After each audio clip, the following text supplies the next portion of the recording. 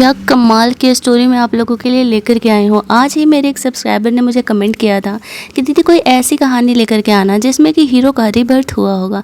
और लिटरली ये कहानी ऐसे पॉजिटिव साइको बीएफ की है जो कि रीबर्थ लेकर के आया हुआ है और वो अपनी बंदी को पाने के लिए कुछ भी करने के लिए तैयार है। इस क्यूट से हीरो की स्टोरी के स्टार्टिंग में हम ये सीन देखते हैं कि ली रेन एंजे से कह रहा होता है कि तुम मुझे एक मौका क्यों नहीं देती, वो तुम्हारे लायक नहीं है और मुझे तुमसे शादी करने का, बॉयफ्रेंड बनने का एक मौका दो। एंजिया उसे साफ तौर से मना कर देती है। एंजिया बोलती है कि चाहे वो मेरे लाइफ में होता या ना होता, मैं तुम्हें कभी चूज नहीं करने वाली हूँ अपना बॉयफ्रेंड बनने के लिए। तुम एक बहुत ही रूथलेस इंसान हो और तुम मुझे जाने दो।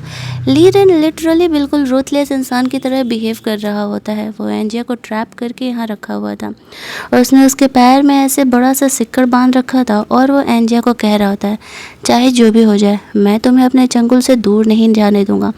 एंजिया भागने की कोशिश कर रही होती है तो वो ऐसे नीचे गिर जाती है। लीरेन उसे किस करने के लिए आता है तो वो उसे थप्पड़ मार देती है। लीरेन उसे कहता है कि चाहे तुम अपनी मर्जी से रहो या बिना मर्जी के, रहना तो तुम्हें मेरे साथ ही है। एंजिया उसे कहती है कि तुम एक डेमन हो और तुमने इस तरीके से मुझे ट्रैप करके रखा हुआ और तुम उम्मीद कर रहे हो कि मैं तुमसे प्यार करूं, ऐसा कभी नहीं हो सकता है। लीरेन का दिल टूट जाता है क्योंकि वो एंजिया से बहुत ही प्यार करता था। कहीं ना कहीं वो उसके भलाई के लिए ही ये चीज़ कर रहा था, लेकिन एंजिया को अपने बॉयफ्रेंड और फियोंसे हुओ की सच्चाई नहीं पता थी। इसी वजह से वो लीरेन को गलत समझ रही होती है। लीरेन उसे सच बताने के बजाय उसे ऑब्सेस होकर के अपने साथ इस कमरे में बंद रखता है। थोड़ी देर के लिए वो बाहर निकलता है। वो चुपचाप कमरे में बैठे रहती है। उसका पैर इस तरीके से सिक्कड़ से बंधा हुआ था, वो कहीं नहीं निकल सकती थी। कुछ देर बाद वहाँ पर उसका बॉयफ्रेंड हुओ आता है, जिसे देख करके एंजिया उसे कह रही होती है कि तुम मुझे बचाने के लिए आए हो ना, प्लीज़ मुझे यहाँ से लेकर के चलो। लीरेन मुझे इस तरीके से कमरे में बंद करके रखता है। इस बात पर हुओ उसका गला दबाते हुए हंसते हुए कहता है तुम इतनी बेवकूफ़ हो कि तुमने मेरे दिखावे को प्यार समझ लिया। मैं तो तुम्हारा इस्तेमाल कर रहा था ताकि तुम्हारी फैमिली की प्रॉपर्टी ले सकूँ। तुम्हारी जैसी बोरिंग लड़की से मैं कभी शादी नहीं करने वाला था। मैं प्यार तो तुम्हारी बहन जीजी से करता था, इसी वजह से मैंने ये सब कुछ गेम खेला था। साथ ही में जीजी भी वहाँ पर आती है और वो एंजिया से कहती है कि तुम इतनी बेवकूफ़ कैसे हो सकती हो। सच में तुम्हारे सामने ही हम दोनों एक दूसरे के साथ अफेयर कर रहे थे और तुम्हें ये बातें पता भी नहीं चला। वो अफसोस कर रही होती है कि शायद यहाँ पर लीरेन को ये सच पता था और उसने यहाँ पर इसी वजह से मुझे इस तरीके से कमरे में बंद करके रखा हुआ था ताकि मैं यहाँ पर हुओ से दूर रह सकूँ। लेकिन शायद अब बहुत ज़्यादा ही लेट हो चुका था। वो उसे कहता है कि अफसोस, हम तुम्हें मारने वाले हैं। पूरे कमरे में पेट्रोल डाल करके उसकी खुद की बहन जीजी आग लगा देती है। इसके बाद वो दोनों उसे मरने के लिए वहाँ पर छोड़ करके वहाँ से निकल जाते हैं और जैसे ही वो लोग वहाँ से निकलते हैं तो हम देखते हैं लीरेन उस कमरे में आता है। वो एंजिया को इस तरीके से ऐसे बुरे कंडीशन में देख करके बहुत ही परेशान होने लगता है। एंजिया यहाँ पर बेहोश हो रही होती है। लीरेन एंजिया को लेकर के जाने का कोशिश कर रहा था, लेकिन शायद तब तक बहुत ज़्यादा ही देर हो चुका था। एंजिया उसे कह रही है मुझे माफ़ कर देना, मैं तुम्हारी फीलिंग को नहीं समझ पाई, लेकिन तुम हुओ को कभी छोड़ना मत। उसने मुझे धोखा दिया है और वो मुझे मारने के लिए ये सब कुछ करके गया है। ये कह के वो बेहोश हो जाती है। लीरेन जानता था कि वो एंजिया को बचा नहीं सकता है। वो एंजिया से प्रॉमिस करता है कि डोंट वरी, मैं उन दोनों को नहीं छोड़ूंगा और उन दोनों से मैं रिवेंज लेकर के रहूँगा। मैं तुम्हारे साथ जी नहीं सकता तो मैं तुम्हारे साथ मरने वाला हूँ। हम दोनों ही एक दूसरे के साथ ये दुनिया छोड़ करके जाएंगे। ये कहते हुए वो खुद को भी उसी कमरे में बंद कर लेता है जिस कमरे में एंजिया थी। लेकिन ये कहानी में नॉर्मली क्या होता है कि हीरोइन रिबर्थ लेकर के आती है और यहाँ पर रिबर्थ होता है लीरेन का और वो रिबर्थ लेकर के उस टाइम पहुँच जाता है जब एंजिया लीरेन को जानती भी नहीं थी, लेकिन वो उसे लेकर के ऑब्सेस था। जब उसकी आँख खुलती है उसे समझने में देर नहीं लगता कि वो रिबर्थ लेकर के आया हुआ है। यहाँ पर इस तरीके से कुछ पेंटर्स आए हुए थे जिससे कि बोल करके उसने एंजिया की पेंटिंग बनवाई हुई थी। एंजिया की पेंटिंग यहाँ पर वो देख करके सोच रहा था कि जब यहाँ पर मुझे दोबारा मौका मिला है तो मैं इस बार तुम्हें अपने से दूर नहीं जाने दूंगा और तुम अपनी मर्ज़ी से मुझसे प्यार करोगी, चाहे इसके लिए मुझे जो भी करना पड़े मैं तुम्हें इस बार अपना बना करके रहूँगा। ये ऑब्सेशन का लव स्टोरी मुझे तो पर्सनली काफ़ी इंटरेस्टिंग लग रही है, क्योंकि ये कहानी का थीम ही उल्टा है। हीरो रिबर्थ लेकर के आया हुआ है और वो स्वैग वाली एंट्री लेते हुए वापस से उस होटल में पहुंच जाता है जहां पर कि हो और जिजी अपना अफेयर करा रहे होते हैं। एंजिया को पिछले जन्म में इस बारे में कुछ भी नहीं पता था। वो लास्ट टाइम तक हो को अच्छा ही समझते रह गई। यहाँ पर लीरेन एक अननोन नंबर से एंजिया को मैसेज डालता है और उसे इस होटल के इस कमरे में आने के लिए बोलता है, हुओ से रिलेटेड कुछ इन्फॉर्मेशन बताने के बहाने। अब एंजिया यहाँ पर सोच रही होती है, ऐसा कौन है भाई जो मेरी फियांसे के बारे में मुझे बातें बताना चाह रहा है। तो वो उस होटल के कमरे में पहुँच जाती है और जब वो वहाँ पर पहुँचती है उसने एक्सपेक्ट नहीं किया था कि वो अंदर क्या जा कर के देखने वाली है। अंदर जाकर के जब वो देखती है तो सामने यहाँ पर हो और जिजी एक दूसरे के साथ इंटीमेट हो रहे थे। वो तो ये देख करके शौक ही हो जाती है। हो यहाँ पर जल्दी से जिजी को अपने से अलग करता है और वह एंजिया को बोलने लगता है कि ये बस एक वन टाइम था और मैं पिघल गया था, मुझसे गलती हो गई, मैं अब भी तुमसे प्यार करता हूँ और मैं तुमसे शादी करना चाहता हूँ। एंजिया उसे कहती है कि तुम्हें शर्म नहीं आता है, तुम दूसरी लड़की के साथ मेरे सामने पकड़े गए हो और वो कोई और नहीं मेरी बहन है, और तुम मुझे कह रहे हो कि तुम मुझसे प्यार करते हो। भूल जाओ कि मैं तुमसे शादी करने वाली हूँ। इस बात पर वो उस पर गुस्सा करते हुए ड्रामा करने लगता है कि ज़्यादा ड्रामा करने की ज़रूरत नहीं है, हमारी शादी फिक्स है और हम शादी करेंगे। प्यार में आज भी तुम्हें से करता हूँ, मैं तो बस जीजी के साथ टाइम पास कर रहा था। एंजिया को हुओ का ये बकवास सुन करके बहुत ही गुस्सा आता है। वो सोच रही थी उसे हुओ की सच्चाई पहले क्यों नहीं पता चली। उसके सामने ही ये दोनों एक दूसरे के साथ अफेयर करते थे और मुझे पता भी नहीं चला था। यहाँ पर जीजी ऐसे बेशर्मों की तरह खड़ी थी जैसे उसे इस बात का कोई रिग्रेट ही नहीं है। इनफैक्ट वो तो एंजिया को कह रही होती है कि बेहतर होगा ये बात तुम किसी को बताओ नहीं, क्योंकि कोई तुम्हारी बात भरोसा करने नहीं वाला, ना घर में ना बाहर। एंजिया ये बात अच्छे से जानती थी। गुस्से में वो पानी से भरे एक बकेट लेकर के आती है और हो और जिजी के मुंह पर फेंक देती है। हो ये देखती है, उस पर गुस्सा करने लगता है। एंजिया उसे कहती है कि मैं तुमसे ये रिश्ता तोड़ रही हूँ और भूल जाओ कि हमारे बीच कुछ भी आगे होने वाला है। ये कह के वो वहाँ से जाने लगती है। हो उस पर गुस्सा करता है कि तुम्हें नहीं लगता तुम्हारा ड्रामा थोड़ा ज़्यादा ही हो रहा है? क्या ही हो गया अगर मैं इसके साथ एक बार इंटीमेट हो ही गया तो।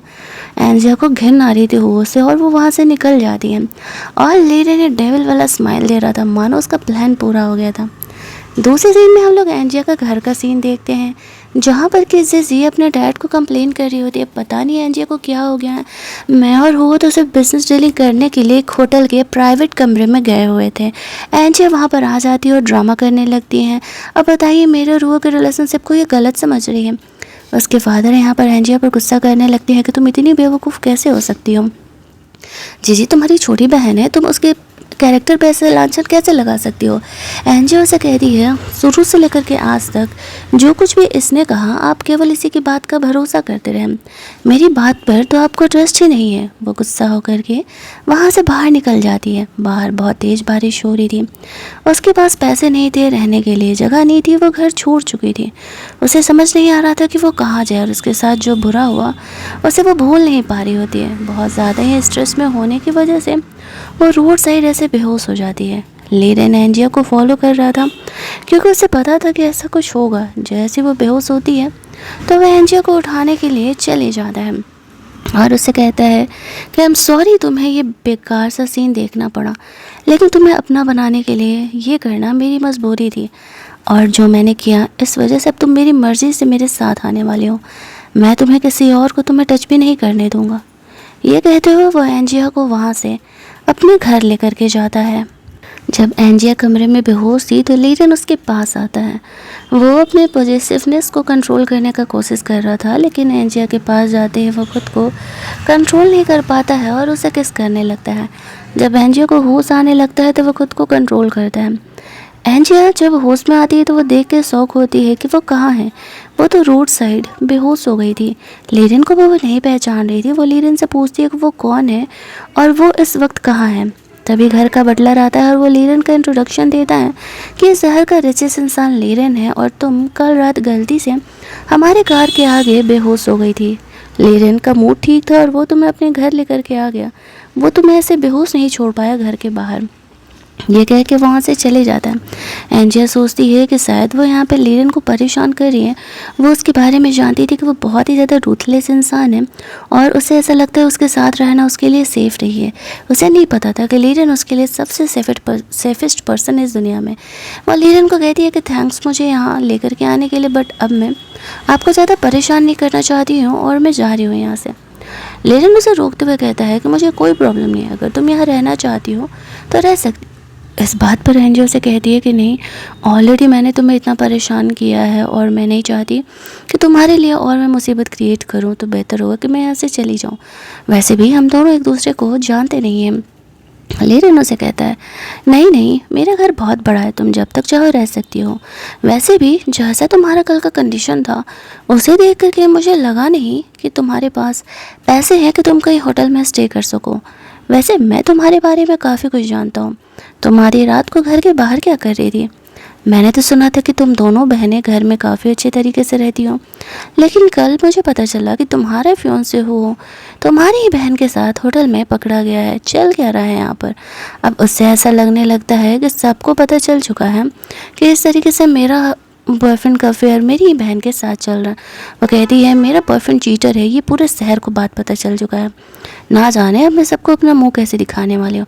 इस बात पर लेना से कहता है कि अगर मेरी फियांसे इतनी क्यूट एंड इनोसेंट होती तो मैं तो कभी चीट नहीं करता। वो प्यार से एंजिया के सर पर अपना हाथ फेर देता है। अब एंजिया को ये चीज़ें काफ़ी ऑकवर्ड लग रही थी, लेकिन यहाँ पर लीरन तो अपना प्यार ही जताने का कोशिश कर रहा होता है। वो उसे कहता है ब्रेकफास्ट बन गया है, ब्रेकफास्ट कर लो, अगर उसके बाद तुम जाना चाहो तो जा सकते हो। तो वो मान जाती है। वैसे भी उसे भूख लगा था और एक्चुअल में उसके पास पैसे तो थे नहीं, तो वो दोनों बाहर जाते हैं डाइनिंग टेबल पर। बाहर जाने पर वो नोटिस करती है कि सब कुछ उसके पसंद का बना हुआ है। उसके मन में कन्फ्यूजन था कि लीरन को उसकी पसंद के बारे में कैसे पता। वो यहाँ पर उसे कहता है कि मैं चाहता हूँ कि तुम यहीं घर पर रहो जब तक तुम्हारे ये प्रॉब्लम सॉल्व नहीं हो जाते। एंजिया का कहना था नहीं ऐसा कैसे हो सकता है, मैं फ्री में यहाँ पर तो रह और खा नहीं सकती ना। लीरन कुछ सोचते हुए कहता है हाँ बात तो सही कह रही हो, फ्री में तो तुम यहाँ पर रह और खा नहीं सकती हो। तो एक काम करो, मैं चाहता हूँ ना कि तुम मेरे साथ रहो और कुछ कुछ मेरे काम में हेल्प करो। एंजिया कंफ्यूज थी कि उसे क्या जवाब देना चाहिए। तो लीरन यहाँ पर थोड़ा इमोशनल दाव खेलता है। वो कहता है हाँ शायद तुम मेरे साथ नहीं रहना चाह रही होगी, मेरे बारे में भी तो वैसे भी बातें हैं कि मैं बहुत ही रूथलेस हूँ, मुझे यहाँ पर किसी के साथ रहना मैं डिज़र्व नहीं करता, मैं अकेले ही रहना डिज़र्व करता हूँ। बस ऐसा लगने लगता है कि शायद लीरन को बुरा लग रहा है। वो कहती है नहीं एक्चुअल में मैं इसलिए नहीं बोल रही थी, हम दोनों एक दूसरे के लिए बिल्कुल स्ट्रेंजर हैं, बस मैं इसीलिए कह रही होती हूँ। लीरन उसे अपना कार्ड देते हुए कहते हैं एक काम करो, तुम ना मेरा कार्ड लेकर के बाहर शॉपिंग करने के लिए जाओ और इससे मेरी हेल्प होगी। अब वो शौक होकर के पूछने लगती है कि शॉपिंग मैं करूँगी तो हेल्प तुम्हारा कैसे होगा। वो कहता है जिस मॉल में तुम जा रही हो वो मॉल मेरा ही है, तुम शॉपिंग करूँगी तो वहाँ के हेल्पर लोगों को भी तो कमीशन मिलेगा, तो एक लंबी चेन है, बस तुम जाओ शॉपिंग करो। वो तो बस उसे अपने साथ रखने के लिए ये सब कुछ कर रहा था। उसे पता था कि इस तरीके से एंजिया के घर पर कोई उसे प्यार नहीं करता और ये सारी चीज़ें देता नहीं है। कुछ सोचने के बाद एंजिया भी हाँ कहने ही वाली थी कि तभी वहाँ पर टीवी पे उसे जीजी दिखती है। उसका मूड ऑफ हो जाता है और कहानी का पार्ट 1 हमारे यहीं पर एंड कर दिया जाता है। अगर आपको ये कहानी अच्छी लग रही है और इस पॉजिटिव साइको बीएफ का आपको सेकेंड पार्ट देखना होगा तो वीडियो को लाइक और शेयर करना मत भूलना। इस क्यूटी बॉय से हीरो के लिए एक प्यारा सा कमेंट तो बनता है ना। चैनल को सब्सक्राइब कर लेना ताकि जब इस कहानी का पार्ट आए तो आपसे मिस ना हो। चलिए जल्दी से मिल लेते हैं हम लोग एक और मस्त मस्त वाली स्टोरी के हिंदी एक्सप्लेनेशन में।